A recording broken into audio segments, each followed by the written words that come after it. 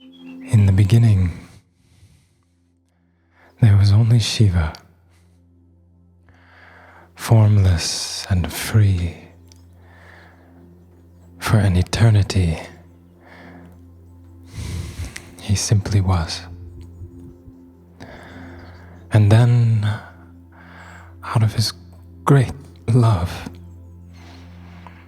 two beings came into form and into creation, and they were Vishnu and Brahma. And by the qualities he had offered them, they began to do the work of bringing about creation and manifestation. And age after age, they created the world and allowed it to be destroyed, and then created it again. And a long time they worked in this beautiful harmony, until one day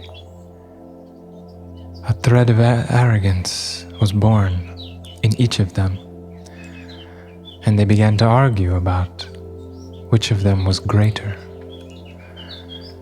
And Brahma said, I am the creator. I give life to all creatures.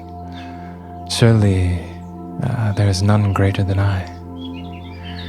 And Vishnu immediately retorted, but I am the embodiment of grace itself.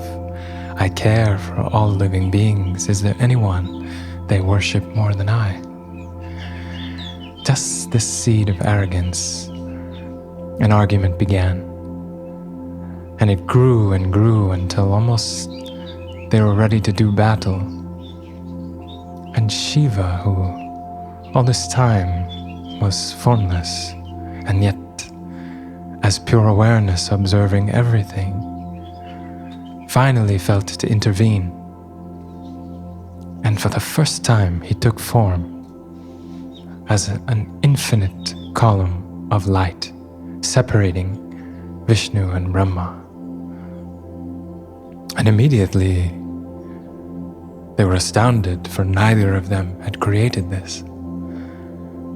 And as they examined it, Brahma proposed a test. He said, I will take the form of a swan and travel upwards along this immense column of light. And you can take the form of your boar and travel downwards, also along this light, and whichever of us reaches the end first shall be declared the greater. And Vishnu immediately agreed, and so they began. And for ages and ages and ages they traveled along this column, not knowing that it was infinite Shiva himself. And finally, Brahma on his way up met some flowers that had been offered at some age to a Shiva Linga and were falling for eternity. And he asked the flowers, how far am I from the top? And they confessed, we have been falling forever. We cannot tell you. And he said, let us have an agreement. I will claim to Vishnu that I reached the top and found you, these flowers there, and you support my claim, and I will make sure you are honored forever on earth. And the flowers agreed. And so Brahma began coming down the column of light, as of course Vishnu, who had totally surrendered, was coming up. And in the middle they met. And as Brahma began to tell this lie, Shiva was infuriated. And now, for the first time, he took form as a man, and he leapt out of that column of light and severed one of Brahma's 5 heads with his sword, and stood looking terrifying and furious. And both Brahma and Vishnu were astounded at this being who clearly possessed immense power. And Shiva said coldly to Brahma, you lied, you liar. You did not reach the end, and you shall never. And both Brahma and Vishnu immediately asked him, but who are you? Who are you, Great One? We recognize your power, but we have never seen you before.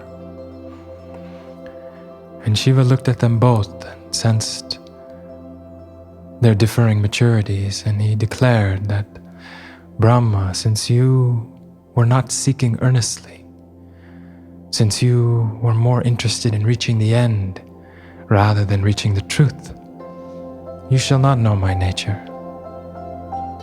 But, beautiful Vishnu, you remained true to the end.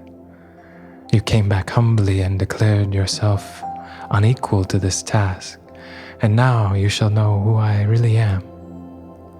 And he gazed into Vishnu's eyes, and in that darshan, immediately Vishnu's attention turned upon himself, upon the source of his awareness, and in an instant he recognized, but I have always been this. I have always been you. I have never realized it, but I am everything and nothing. And he fell at Shiva's feet for this gift of this recognition, and Shiva immediately lifted him up and said, but you cannot fall to my feet, for now you know there is no difference between us. And so too did Shiva then prostrate in this form to Vishnu, recognizing his own self. And yet Vishnu felt, no, something must be declared, some monument to this gift must be made. And he asked Shiva, please, my Lord, take form as you did this time for us here in heaven. Take form on earth. Stand alone as a beacon of light and of truth to all those on earth who are earnestly seeking your grace. And Shiva said, yes, let it be so. I shall take form as a mountain, and let my name be Arunachala.